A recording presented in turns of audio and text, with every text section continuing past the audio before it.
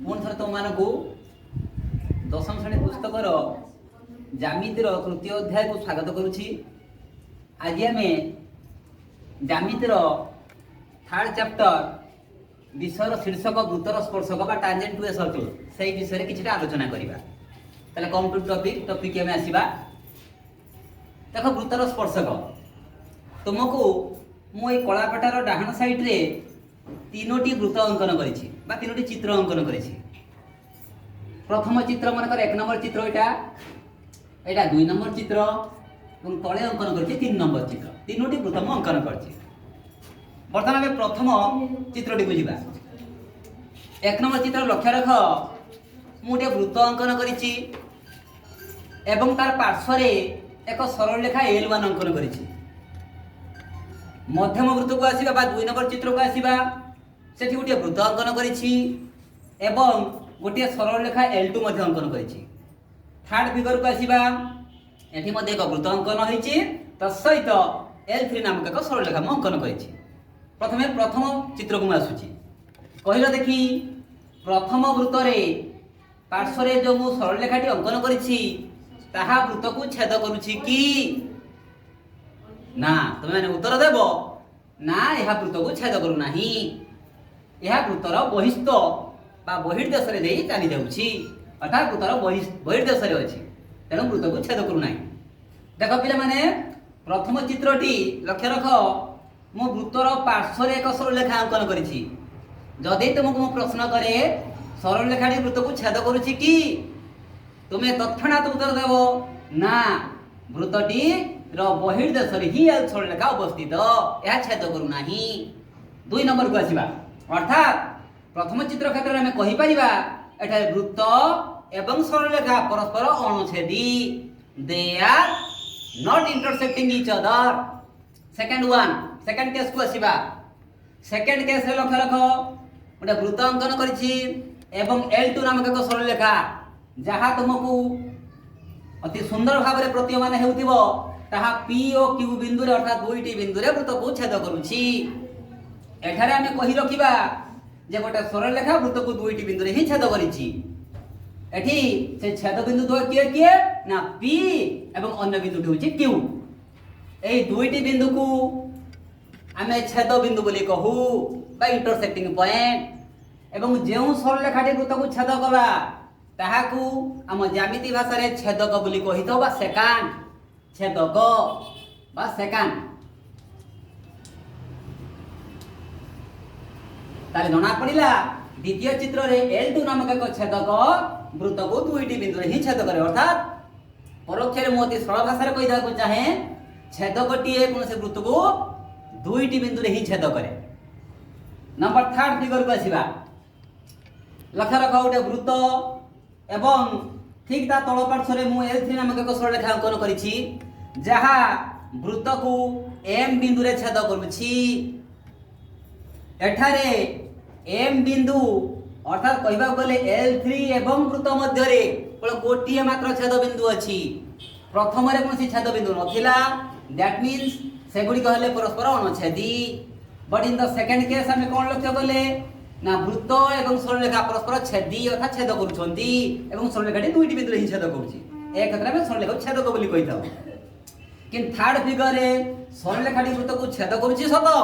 मात्र गोटिए बिंदु रे ही छेद करूछि। एक क्षेत्र रे से सरल रेखाटी को हमें छेदक न कहि विषय वस्तु रे जे शीर्षक स्पर्शक ताहा ही आख्या देई थाउ। एठारे L3 को हमें स्पर्शक बोली कहिबा बा टांजेंट। दुईटी बिंदु रे छेद कले छेदक बा सेकांड जेतेबेले गोटिए सरल रेखा गोटे वृत्त को मात्र गोटिए बिंदु रे छेद करे अर्थात स्पर्श करे सेतेबेले ताहाकू हम ज्यामितिक भाषा रे स्पर्शक बा टांजेंट बोली ही कहिथाउ। एवं जो बिंदु रे वृत्त को स्पर्श कला ताहाकू से स्पर्शकर स्पर्श बिंदु बा छेद बिंदु बोली जहा तुमे कहि पारो ताको स्पर्श बिंदु कहले भलो स्पर्श बिंदु बोली कहजा। ताने चित्र को लक्ष्य करो M हला स्पर्श बिंदु ठीक M बिंदु रे वृत्त को टच करके जाइछि। M बिंदु हला स्पर्श बिंदु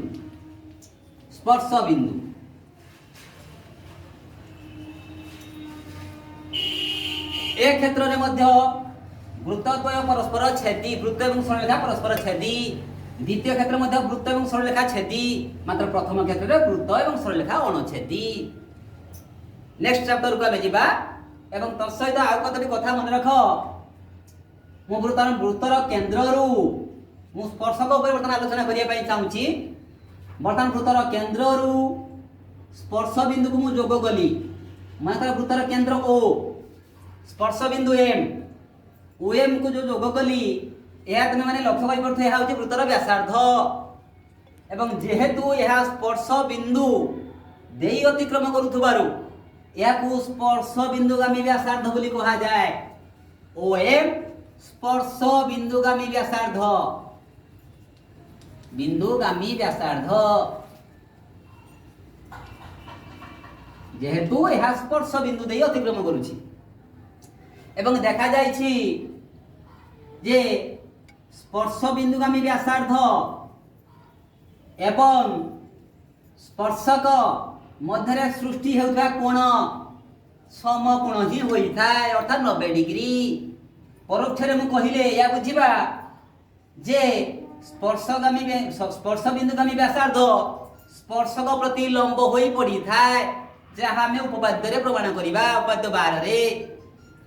सेकंड थर्ड कथा मु कहूची आ गोटे जानिबा कथा स्पर्शकर स्पर्श बिंदु व्यतीत अन्य जे कोनोसी बिंदु मु स्पर्शक उपरे नेबी ता वृत्तर बहिस्थ मात्र अर्थात वृत्तर बहिस्थ बिंदु अटंती। एवं आ गोटे मध्य कथा कहूची जानिबा पई इंपोर्टेंट टू नोट वृत्त उपरे जे कोनोसी गोटे बिंदु नेले वृत्त उपरिस्थ जे कोनोसी गोटे बिंदु नेले सेठारे केवल केवल एवं मात्र गोटिए गोटिए एवं केवल गोटिए स्पर्शक ही अंकन होई परिबो ता अर्थ वृत्तर जे कोनोसी बिंदु रे गोटिए स्पर्शक अंकन करिया एक रु अधिक स्पर्शक अंकन असंभव। एबे हमें उपपाद्य 12 को आसीबा एई रिलेटेड तत्व को नहीं हमें उपपाद्य 12 को प्रमाण करिबा जा उपपाद्य 12 बतन प्रमाण करिया पे जाउची। देखो पिला माने हमें उपपाद्य 12 को आसीबा जार सामान्य कथन अछि गोटे वृत्तर एक स्पर्शक एहार स्पर्श बिंदुगामी व्यासार्ध प्रति लंब आम वृत्तर स्पर्शक यह प्रथम उपाद्य ताले प्रमाण करिबा। देखो मु पार्श्व रे गोटे वृत्त अंकन करिछि जार केंद्र नाम देछि ओ एक स्पर्शक अंकन करिछि जार नाम एल एवं ताहा वृत्त को पी बिंदु रे स्पर्श करूछि अर्थात स्पर्श बिंदु होछि पी। वर्तमान दत्त ताले हम लिखिबा कोन दला ना एस वृत्तर केंद्र होछि ओ एस वृत्तर केंद्र ओ गोटे वृत्तर नाम देबा पड़िबो मन का एस वृत्तर केंद्र हला ओ एल हला एक स्पर्शक जहाँ वृत्त को पी बिंदु रे स्पर्श करे एटा हम निज भाषा रे लिखिबा एल सरल रेखा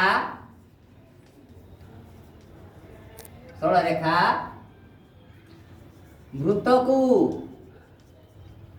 पी बिंदु रे स्पर्श करे अर्थात पी स्पर्श बिंदु पी बिंदु रे स्पर्श करे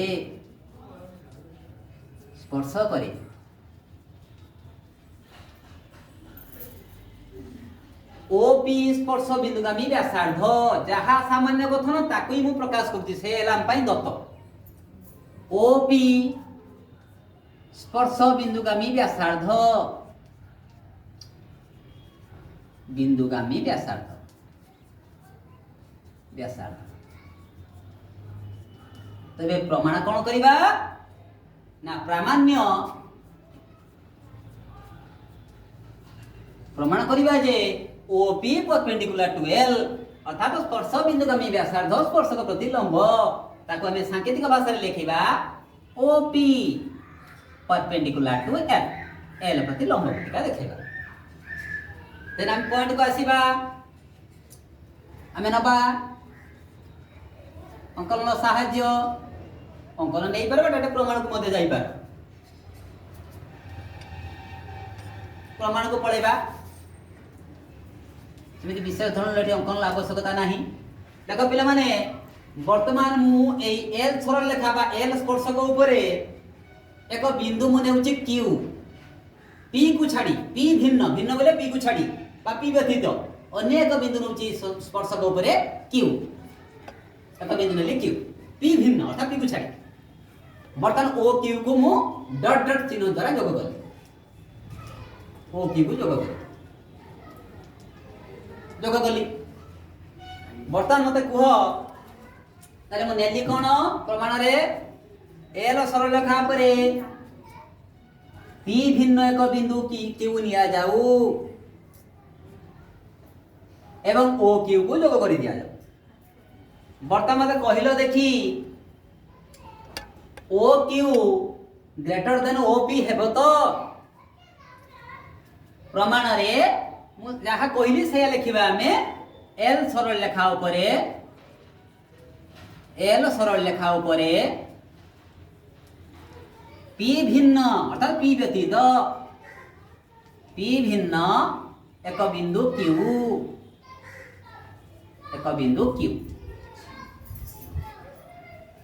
ओ क्यू को जोग कर देले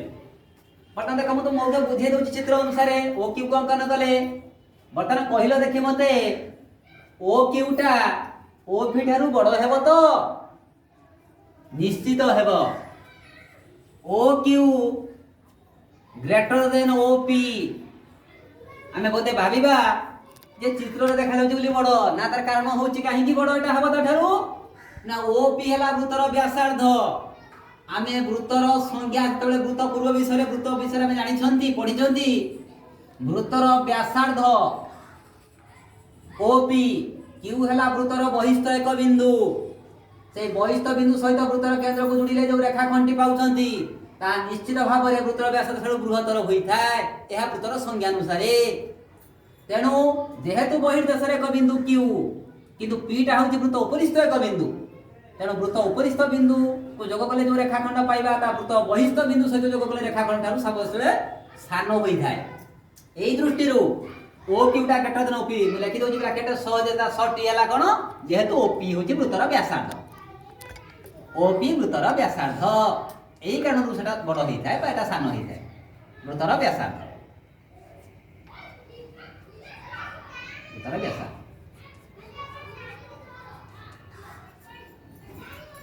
बर्तमान आमे पॉइंट को आसीबा ताले जानिले ओ क्यूटा ग्रेटर देन ओपी अर्थात ये ता ठारू सान बा या ठारू बड़ बर्तमान एबे तुम कहि रखिबो मु एल सरल रेखा पर क्यू को छाडी मु जे कोनसी बिंदु नेमी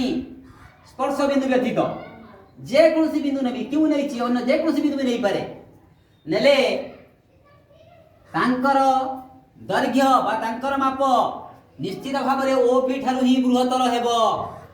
अर्थात जणा जाउछि जे मु एल सरल रेखा पर वृत्तर बहिस्थ एवं एल स्पर्शक उपरिस्थ जे कोनसी बिंदु नेले ताहा वृत्तर स्पर्श बिंदु कमी व्यासार्ध ठारू ही सर्वदा बृहत्तर हेबो अर्थात परोक्षरे कहिले वृत्तर स्पर्श बिंदु कमी व्यासार्ध स्पर्शक उपरिस्थ एवं वृत्तर बहिस्थ बिंदु को जोग करथा रेखाखंड ठारू सर्वदा ही क्षुद्रतर हेबो अर्थात ओपी सदा सर्वदा एल स्पर्शक उपरिस्थ जे कोनसी बिंदु ठारू ही सान हेबो तेणु सान हेले आमे जानिले ताले ओपी टा लेस देन ओ क्यू